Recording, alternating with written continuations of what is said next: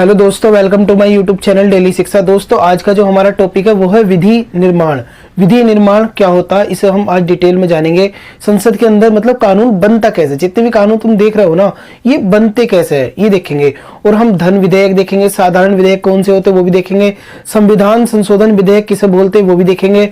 और हम वीडियो के एंड में ये भी देखेंगे राष्ट्रपति की वीटो पावर, राष्ट्रपति के पास कौन कौन सी वीटो पावर है, उन्हें एक एक करके डिटेल में जानेंगे। और ये भी देखेंगे कौन सी वीटो पावर कहां से ली गई। तो बने रहिए मेरे साथ वीडियो के एंड तक, बहुत ज्यादा इंटरेस्टिंग होने वाला है लेक्चर। तो आइए अब लेक्चर को शुरू करते हैं। दोस्तों, विधि निर्माण ये मैंने यहाँ पर डाल दिया। इसके देखो कुछ एक दिमाग में पहले तो एक ओवरव्यू से ले लो ताकि तुम्हें ये सब चीजें समझ में आती रहे। देखो, पहले संसद के अंदर एक विधेयक लाया जाता है, चाहे वो लोकसभा हो चाहे वो राज्यसभा हो। लोकसभा के अंदर एक विधेयक लाया जाता और वो विधेयक क्या होगा, सपोज डेट कि वो लोकसभा के अंदर लाया गया और वो विधेयक लोकसभा से पास हो जाता, फिर वो जाता राज्यसभा के पास। राज्यसभा उसमें कुछ अगर मेंशन कराना चाहती तो करा लेती। फिर उसके बाद मान लो कि वो राज्यसभा से ही पास हो गया, फिर वो कहां जाता, राष्ट्रपति के पास। राष्ट्रपति जब उस पर साइन कर देते तो वो क्या बन जाता, कानून बन जाता। याद रखना एक चीज, अगर कोई प्रस्ताव या कोई विधेयक, प्रस्ताव बोलो या विधेयक, वो अगर संसद के अंदर है, लोकसभा या राज्यसभा के अंदर है, तब तक क्या रहेगा, वो बिल रहेगा। क्या रहेगा, बिल। लेकिन जैसे ही उस पर राष्ट्रपति साइन कर देंगे तो वो क्या बन जाएगा, एक्ट बन जाएगा, यानी कि कानून बन जाएगा। कोई भी प्रस्ताव कानून तब ही बनता जब राष्ट्रपति उस पर साइन कर देते, अन्यथा वो नहीं बनता। तो ये तुम याद रखना। जैसे तुम ट्रिपल तलाक वाला वो देख लो, कानून जो बनाया गया, जब तक वो लोकसभा राज्यसभा में था या राष्ट्रपति के पास था तब तक क्या था, वो बिल था। लेकिन जैसे ही राष्ट्रपति ने उस पर मोहर लगा दी या राष्ट्रपति ने ठप्पा लगा दिया, वो क्या बन गया, कानून बन गया। तो ये सब एक ओवरव्यू हो गया। अब हम इसे डिटेल में जानने वाले हैं। मैंने बताया कि कोई विधेयक, तो पहले विधेयक से इसकी शुरुआत करते हैं। विधेयक को देखो दो भागों में बांटा गया। विधेयक क्या होता है, एक प्रकार का प्रस्ताव होता। प्रस्ताव भी कैसा, वो प्रस्ताव कि हम जैसे कोई कानून बनाना चाहते हैं तो उसके लिए पहले प्रस्ताव लाया जाता है। मान लो कि अभी हम क्या करना चाह रहे हैं कि ऐसा कोई कानून बनाना चाह रहे हैं कि जो झुग्गी झोपड़ी में रहते हैं इन्हें सबको घर मिल जाए पक्के। तो इसके लिए हम कोई कानून बनाना चाहते हैं तो पहले हमें क्या लाना पड़ेगा, प्रस्ताव लाना पड़ेगा। और वो प्रस्ताव यानी कि कोई विधेयक लाना पड़ेगा। उस विधेयक के बारे में हम जानते हैं। देखो, इस विधेयक को दो भागों में बांटा गया, सामान्य और प्रत्यायोजित विधेयक। सामान्य विधेयक को अगेन तीन भागों में डिवाइड करा गया। एक तो साधारण विधेयक, एक वित्त योजना विधेयक, और इनसे धन विधेयक भी तुम बोल लो। एक है संविधान संशोधन विधेयक। साधारण विधेयक क्या होते, धन विधेयक क्या होते और संविधान संशोधन विधेयक क्या होते, इन्हें हम एक एक करके डिस्कस कर लेते हैं। दोस्तों, शुरुआत करते हैं हम इसकी संविधान संशोधन विधेयक से। पहले हम संविधान संशोधन विधेयक जानेंगे, फिर हम वित्त योजना विधेयक और उसके बाद साधारण विधेयक पर चर्चा करेंगे। तो देखो, संविधान संशोधन विधेयक क्या, तुम्हें नाम से ही रियलाइज हो रहा होगा कि ये क्या करना चाह रहे हैं, संविधान में संशोधन करना चाह रहे हैं। जैसे संविधान में अगर कोई संशोधन करना तो उससे रिलेटेड जो भी विधेयक होगा वो क्या कहलाएगा, संविधान संशोधन विधेयक कहलाएगा। क्या, संविधान संशोधन विधेयक। आर्टिकल 368 याद रखना, इसके तहत इस संविधान के अंदर मेंशन है कि आर्टिकल 368 संसद को ये पावर देता कि वो संविधान के अंदर अमेंडमेंट कर दे। और ये संविधान संशोधन विधेयक दो प्रकार के होते हैं। एक तो वे मतलब संशोधन होते जो जिसमें राज्यों की अनुमति नहीं लेनी पड़ती, और दूसरे वे होते जिनमें राज्यों की अनुमति भी लेनी पड़ती। जैसे तुम जीएसटी देख लो, तो पूरे भारत को वो क्या कर रहा था, प्रभावित कर रहा था। तो इससे क्या हुआ, तो उसमें हमें राज्यों की अनुमति, यानी कि राज्य की अनुमति, समझ रहे हो क्या, राज्य की विधानसभाओं से भी पास कराना पड़ता है वो। और एक होते जो सिंपल होते, जैसे क्या है, अभी अगर मान लो कल को क्या हो कि हमें चीन पर हम आक्रमण कर दे, चीन को अपने कब्जे में ले ले, तो चीन अब हमारे एरिया के अंदर ही चीन भी समाहित हो जाएगा। तो हमें थोड़ा सा संविधान में संशोधन करना पड़ेगा। उसमें हमें राज्यों की अनुमति लेने की जरूरत नहीं है, वो संसद ही कर लेगी अपने आप। ये होता है साधारण संविधान संशोधन। इसमें मतलब राज्यों की अनुमति नहीं लेनी पड़ती। अब देखो नेक्स्ट, जैसे नागरिकता हो गया, इसमें भी तुम्हें राज्यों की अनुमति नहीं लेनी।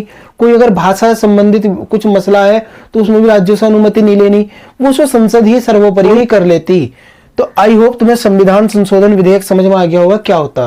और संविधान संशोधन विधेयक जो है लोकसभा, राज्यसभा से अलग अलग पास होना भी जरूरी होता है। ये नहीं कि तुम लोकसभा से पास कर लो, राज्यसभा से पास ना करना पड़ा, ऐसा नहीं।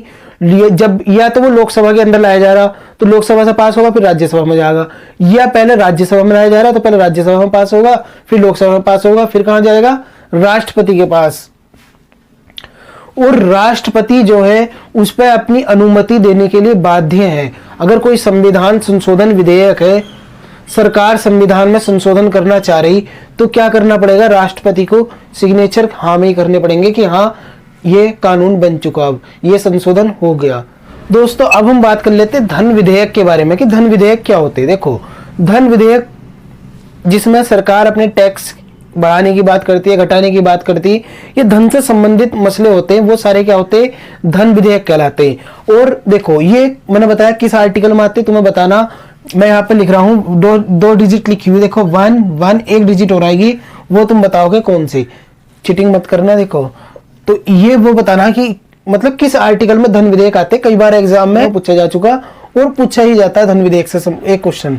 देखो धन विधेयक, अभी मैंने क्या बोला, संविधान संशोधन जो विधेयक है वो किसी भी सदन में लाया जा सकता, किसी भी सदन में, चाहे लोकसभा हो चाहे राज्यसभा हो। लेकिन धन विधेयक पहली कंडीशन क्या है, लोकसभा में ही लाया जाएगा। पहली कंडीशन क्या है, लोकसभा में ही लाया जाएगा धन विधेयक। और अगर जब तुम धन विधेयक ला रहे हो उसके लिए पहले राष्ट्रपति से अनुमति लेनी पड़ेगी। तुम्हें राष्ट्रपति को बताना पड़ेगा कि यार हम ना एक काम कर रहे हैं कि धन विधेयक लाना चाह रहे हैं, हम लिया मैं क्या राष्ट्रपति महोदय। राष्ट्रपति ये बोलेंगे लियाओ, कोई दिक्कत नहीं है, मुझे कोई प्रॉब्लम नहीं है। तो ये लोकसभा के अंदर धन विधेयक लाया जाएगा। लेकिन एक चीज और यहाँ पे देखो, बहुत ही इंपॉर्टेंट चीज समझा रहा हूं। देखो कोई विधेयक धन विधेयक है या नहीं, ये डिफाइन कौन करता, ये करता है लोकसभा का अध्यक्ष। लोकसभा का अध्यक्ष यानी कि लोकसभा का प्रिजाइडिंग ऑफिसर। तो अब भूलना मत बिल्कुल भी कि कोई विधेयक धन विधेयक है या नहीं, कौन डिसाइड करता है, ये लोकसभा का अध्यक्ष, ना कि राज्यसभा। क्योंकि राज्यसभा देखो क्या होता, मान लो लोकसभा से अगर कोई धन विधेयक पास हो जाता तो फिर कहां जाता है वो जाता है राज्यसभा के अंदर।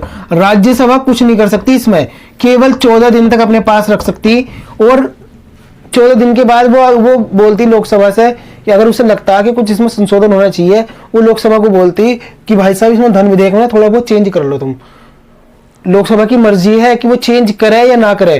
और देखो लोकसभा से पास हुआ, राज्यसभा में गया, राज्यसभा ने 14 दिन अपने पास रखा, उसके बाद क्या हुआ, कुछ संशोधन करने की मतलब इन्हें कहा था कर लो, इन्हें करा या नहीं करा इनके विवेक पर निर्भर करता। वो क्या हो जाता, वो जाता फिर राष्ट्रपति के पास, और राष्ट्रपति बाध्य है उस पर सिग्नेचर करने के लिए। क्यों, क्योंकि देखो मैंने क्या बोला, राष्ट्रपति से अनुमति लेने के बाद ही लोकसभा में धन विधेयक लाया गया था। और वो क्या हुआ, लोकसभा से पास हो गया, राज्यसभा से पास हो गया, अब कहां गया वो राष्ट्रपति के पास। तो जब राष्ट्रपति ने ही कहा था ले आओ, तो फिर तो सिग्नेचर करेंगे, अब तो उनकी मजबूरी है। तो याद रखना 14 दिन की इसमें राज्यसभा की बस बहुत ही भूमिका, और ज्यादा इसमें मतलब कोई है नहीं। बस वो अगर लग रहा है संशोधन करना चाहिए, लोकसभा को कुछ प्रस्ताव देते हैं, वरना अगर लोकसभा बोलती नहीं करने के तो राज्यसभा उसमें कुछ नहीं कर सकती। बात करते हैं हम साधारण विधेयक के बारे में। दोस्तों साधारण विधेयक जो होते हैं वो किसी भी सदन में लाए जा सकते हैं, चाहे लोकसभा हो चाहे राज्यसभा हो। धन विधेयक की तरह उसमें इतनी प्रॉब्लम नहीं होती। और अगर इसमें दोनों सदनों में गतिरोध हो जाता, मान लो लोकसभा में कोई प्रस्ताव, कोई साधारण विधेयक आया, लोकसभा ने पास कर दिया, और वो क्या हो गया, राज्यसभा में गया, राज्यसभा ने बोला नहीं बिल्कुल नहीं, ऐसा नहीं, इसमें संशोधन करो। लोकसभा ने बोला हम नहीं करने के, राज्यसभा बोल रही तो मैं भी नहीं पास करने की, तो मतलब हम भी पास नहीं करने के, राज्यसभा ने बोला हम भी पास नहीं करने के। तो क्या हो गया, इनमें गतिरोध हो गया। इस गतिरोध, देखो जब लड़ाई हो जाती है आपस में, घर के सबसे बड़े बुजुर्ग होते हैं, वो कहते हैं आओ यहाँ आकर बैठ कर बात करो। तो देखो राष्ट्रपति क्या बोलेंगे इनसे, दोनों से, तुम बहुत लड़ रहे हो ना आपस में, एक काम करो आओ बैठो, यहाँ पे बैठ के मिलकर हम बात करेंगे। तो इसे क्या होता है, इसे बोलते हैं संयुक्त बैठक। देखो ध्यान से समझने की कोशिश करना, संयुक्त बैठक आर्टिकल 108 में आती। पहला टॉपिक तो ये है, क्यों बुलाई जाती, जब लोकसभा और राज्यसभा में गतिरोध हो जाता। कौन बुलाता, अभी मैंने बोला बुजुर्ग यानी कि राष्ट्रपति बुलाते हैं। इसे ध्यान से समझना, कौन बुलाता, राष्ट्रपति। इसकी अध्यक्षता कौन करता, इसकी अध्यक्षता कौन करता, तो एक न्यूट्रल आदमी ले लेते हैं। वो न्यूट्रल मतलब कौन, लोकसभा का प्रिजाइडिंग ऑफिसर होगा, यानी कि लोकसभा का अध्यक्ष, लोकसभा का अध्यक्ष। देखो सपोज डेट कि लोकसभा का अध्यक्ष कहीं चला गया बाहर, मान लो उसकी बेटी की शादी थी, तो कौन आगा? लोकसभा का उपाध्यक्ष। संयुक्त बैठक की अध्यक्षता कौन करेगा? अब लोकसभा का उपाध्यक्ष।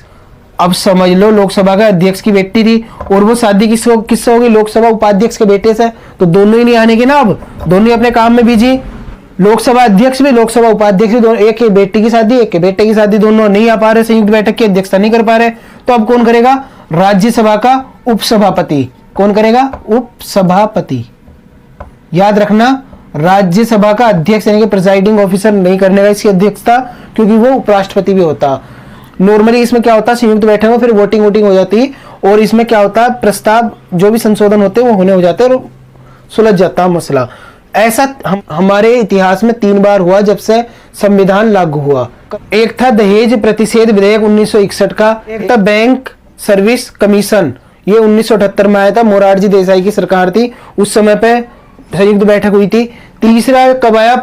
तीसरा था पोटा यानी कि प्रिवेंशन ऑफ टेररिज्म एक्ट 2002 में आया, और इसके लिए भी संयुक्त बैठक बुलाई गई थी। तो ये 3 बार बुलाई जा चुकी, कब कब? 1961, 1978, 2002। किस किस के लिए? दहेज के लिए, दहेज प्रतिषेध और बैंक सर्विस कमीशन, और तीसरा पोटा। तो ये तुम याद रखना।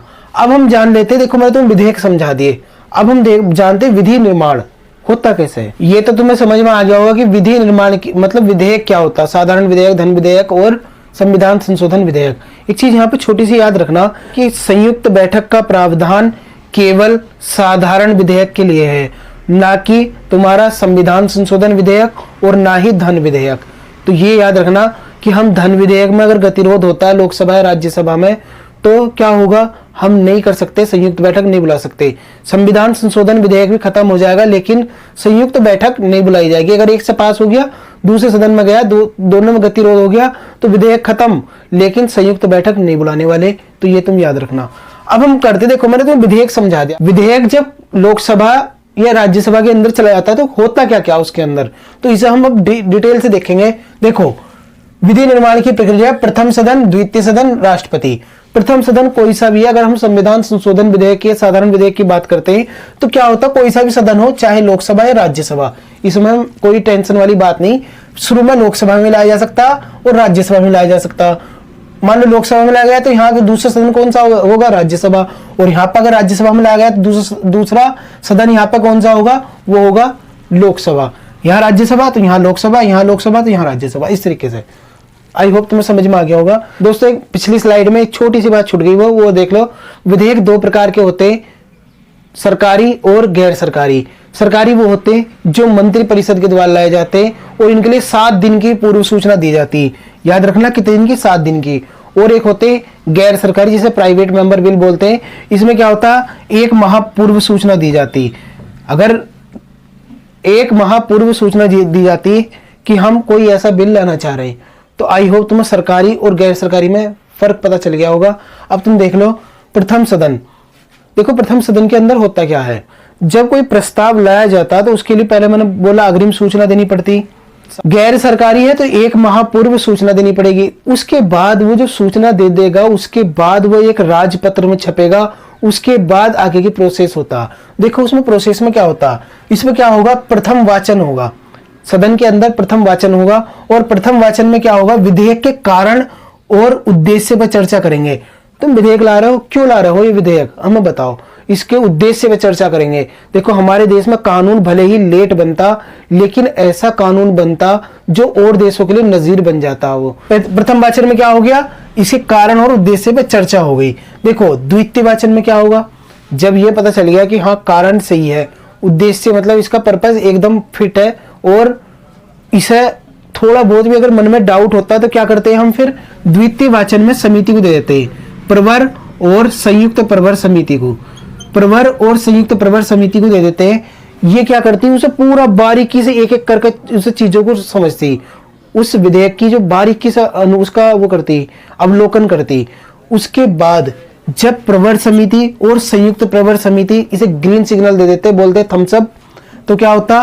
ये द्वितीय वाचन मतलब समिति के द्वारा पास कर दिया गया, तो फिर जाता है तृतीय वाचन के लिए। 1 मिनट रुको, अभी हमने पढ़ा क्या क्या, ये देख लो। प्रथम वाचन में हमने क्या देख लिया? विधेयक के उद्देश्य पर चर्चा देख ली। सामने हमारी समझ में थोड़ी दो एक इश्यू ऐसे थे समझ में नहीं आ रहे थे, हमने क्या काम करा, समिति को दे दिया है, प्रवर समिति और संयुक्त प्रवर समिति। उन्होंने बोला पूरा इसे अच्छे तरीके से इसका अवलोकन करा, एक एक चीज को समझा, उन्होंने बोला सही है, उन्होंने इसे क्या दे दिया, थम्स अप मतलब ग्रीन सिग्नल दे दिया, और इसे ग्रीन सिग्नल मतलब द्वितीय वाचन में क्या हो गया, प्रवर समिति और संयुक्त प्रवर समिति ने पास कर दिया। तृतीय वाचन में क्या हुआ, वोटिंग, यहाँ कर क्या करवाने लगे हम, वोटिंग। हमारे मान लो लोकसभा के अंदर है तो क्या होगा, उसके अंदर फिर वोटिंग होगी, उस पर वोटिंग मतलब वोटिंग में क्या होता है, उसके पक्ष में वोट पड़ते हैं और वो पास हो जाता है, तो कहाँ जाता है फिर वो द्वितीय सदन में। दोस्तों विधेयक यहाँ से पास होने के बाद यहाँ पर वोटिंग होगी, इसके पक्ष में वोट पड़ गए, और यहाँ पर अगर इसके पक्ष में वोट नहीं होते तो ये खत्म हो जाता है, ये भी याद रखना। और अगर इसके पक्ष में वोट हो गए मतलब ये पास हो गया, यहाँ से द्वितीय सदन में गया। द्वितीय सदन में फिर से इसमें 3 वाचन होंगे, प्रथम वाचन, द्वितीय वाचन, तृतीय वाचन, सेम कंडीशन फिर से यहाँ पे द्वितीय सदन में होगी, सेकेंड सदन में होगी। यहाँ पे कौन कौन सी देखो, फिर मतलब यहाँ भी विधेयक के उद्देश्य पे चर्चा होगी, समिति को यहाँ भी भेजा जाएगा, और यहाँ पे भी वोटिंग होगी। वोटिंग से 4 निष्कर्ष निकल कर आते हैं। देखो जब प्रथम वाचन से तो पास होकर दूसरे सदन में पहुंच गया, दूसरे सदन ने फिर से इस उद्देश्य पे चर्चा करी, समिति को सौंपा, वोटिंग हुई। वोटिंग से 4 उद्देश्य निकल कर आए, कौन कौन से, एक तो या तो स्वीकृति दे देंगे, बोलेंगे हाँ जी जैसा बिल है वैसी का वैसी हमें ये मंजूर है, पास कर दो इसे, तुम कोई दिक्कत नहीं है। या दूसरा सदन बोलेगा कि इसमें संशोधन कर लो तभी हम पास करेंगे, वरना हम नहीं करने वाले, चाहे तुम कुछ भी बोल लो, हमें संशोधन के साथ स्वीकृति, संशोधन के साथ स्वीकृति। तीसरा क्या हो गया, 6 माह तक मतलब कोई जवाब ही नहीं देते वो, 6 माह तक कोई संशोधन या तो ना तो ये बोलते कि मैं कुछ संशोधन करो, ना ही उसको स्वीकृति देते और ना ही उस पर अस्वीकृति देते, तो वो बाद में फिर कोलैप्स हो जाता। चौथा ऑप्शन क्या है, अस्वीकृति। देखो ध्यान से समझना, या तो स्वीकृति, या तो कहेंगे जैसा तुमने बिल पेश करा हमें मंजूर है, तुम भेजो कोई बात नहीं हम पास कर देंगे। दूसरा संशोधन करेंगे, मंजूर हो तो बताओ, नहीं तो हम क्या करेंगे, संयुक्त बैठक बुलाएंगे। तीसरा 6 माह तक कोई जवाब ही नहीं देने के, चुपचाप बैठ जाएंगे, उसको कोई जवाब ही नहीं आ रहा तो वैसे वो बिल खत्म हो जाएगा, विधेयक वो खत्म। चौथा क्या, अस्वीकृति, बोल देंगे हमें मंजूर नहीं है, चाहे तुम कर लो, तलाक तलाक तलाक, हमें चाहिए, हमें बिल्कुल भी ये विधेयक पसंद ही नहीं है, मैं तुम्हारी इस विधेयक से बिल्कुल भी इत्तेफाक नहीं रखता और मैं इसे अस्वीकार करता और अस्वीकृति दे देगा। तो ये तुम याद रखना। देखो मान लो कि सपोज डैट की स्वीकृति हो गई, यहाँ से मतलब स्वीकार कर लिया, यानी कि एक्सेप्ट कर लिया, पास हो गया। यहाँ से पास होने के बाद कहाँ जाता, वो राष्ट्रपति के पास जाता, और राष्ट्रपति क्या करते हैं, या तो कर लेंगे वो एक्सेप्ट यानी कि स्वीकार कर लेंगे, या वो अपनी वीटो पावर का इस्तेमाल करेंगे। राष्ट्रपति की वीटो पावर जो मैं जिसके बारे में शुरू में बताया था वो 3 प्रकार की होती है। कौन कौन से वीटो पावर है राष्ट्रपति के, एक तो हो गया कौन सा, निलंबनकारी वीटो, निलंबनकारी वीटो, एक हो गया अत्यांतिक वीटो, और एक हो गया जेबी वीटो जिसे हम बोलते हैं पॉकेट वीटो। तो ये क्या है जेबी वीटो, पॉकेट वीटो, इन्हें देख लो दोस्तों। एग्जाम में ये पूछा गया कि हमने निलंबनकारी वीटो किस देश से लिया, ये लिया हमने फ्रांस से, और ये दोनों बाकी के यूएसए से, यूएसए और यूएसए। देखो राष्ट्रपति क्या करते हैं, या स्वीकार कर लेंगे या अत्यांतिक वीटो का इस्तेमाल करके उसे अस्वीकार कर देंगे। पहला वीटो पावर समझ में आ गया। जब एग्जाम में क्वेश्चन क्या पूछा जाता है कि राष्ट्रपति जब किसी भी विधेयक को क्या कर देते, अस्वीकार कर देते, तो कौन सी वीटो पावर का इस्तेमाल करते हैं, तो याद रखना अत्यांतिक वीटो। इसमें ये नॉर्मली गैर सरकारी विधेयक जो होता है ना उसमें होती है ऐसी कंडीशन, उसे राष्ट्रपति क्या करते हैं, राष्ट्रपति महोदय उसे अस्वीकार भी कर सकते हैं। निलंबनकारी वीटो, इसमें क्या होता है, राष्ट्रपति बोलते हैं कि तुमने जो विधेयक मेरे पास भेजा ना, इसमें यार मुझे कुछ संशोधन करो, है ना, ये चीजें मुझे समझ में नहीं आ रही, ये हमारे जो देश के नागरिक हैं उनके लिए ये सही नहीं रहने की, तुम इसमें कुछ संशोधन करो। तो देखो मैंने अभी तुम्हें बताया प्रथम सदन, द्वितीय सदन। मान लो द्वितीय सदन क्या था, राज्यसभा था। जो राष्ट्रपति ने निलंबनकारी वीटो पावर का इस्तेमाल करा और इसे विधेयक को मतलब फिर से भेज दिया, तो राज्यसभा से अगर राष्ट्रपति के पास आया तो राज्यसभा में ही ये विधेयक जाएगा, ना कि लोकसभा में। और मान लो यहाँ पर राज्यसभा होता और यहाँ पर लोकसभा होता, तो लोकसभा से राष्ट्रपति के पास जाता, तो राष्ट्रपति इसे किसके पास भेजते, लोकसभा के पास। लेकिन एक बात यहाँ समझ लो, संशोधन करने के लिए भेज दिया और जिस सदन से आया था उसी के पास। 44वें संविधान संशोधन 1978 के द्वारा एक बात बोली गई कि कोई विधेयक किसी विधेयक पर राष्ट्रपति अगर निलंबनकारी वीटो का इस्तेमाल करते हैं फिर से उसे उसी सदन में भेज दे जहां से वो आया था संशोधन करने के लिए। वो सदन उसमें संशोधन करता या नहीं करता, उसके बाद अब वो फिर से राष्ट्रपति के पास भेज देता, तो राष्ट्रपति बाध्य है उस पर सिग्नेचर करने के लिए। तो ये तुम याद रखना। आई होप तुम्हें समझ में आ गया होगा निलंबनकारी वीटो, जेबी वीटो। देखो जेबी वीटो या जिसे पॉकेट वीटो बोलते हैं, वो क्या होता, राष्ट्रपति जब किसी विधेयक को ना तो पास करते, यानी कि उसे ना तो स्वीकार करते ना ही उसे अस्वीकार करते, उसे अपनी पॉकेट में रख लेते, ठाकर पर्ची बनाई पॉकेट में रख ली, तो ये क्या हो गया, जेबी वीटो हो गया। कहां से लिया, यूएसए से, तो पॉकेट वीटो भी बोला जाता है। 1986 में हमारे देश के तत्कालीन राष्ट्रपति कौन थे, ज्ञानी जैल सिंह, उनके द्वारा करा गया था डाक संशोधन विधेयक पे। और 1989 में आर वेंकटरमन के द्वारा किया गया था। कब, 1989 बताया मैंने, किसके लिए, पेंशन संबंधित एक कोई बिल था उससे, तो उस पर पॉकेट वीटो का इस्तेमाल किया गया था। तो आई होप तुम्हें संसद के अंदर, पार्लियामेंट के अंदर लॉ कैसे बनते हैं समझ में आ गया होगा। अगर इससे रिलेटेड तुम्हारे मन में कुछ भी डाउट हो कमेंट करके पूछ सकते हो। दोस्तों मिलते फिर नेक्स्ट लेक्चर में, तब तक के लिए थैंक्स अ लॉट, जय हिंद।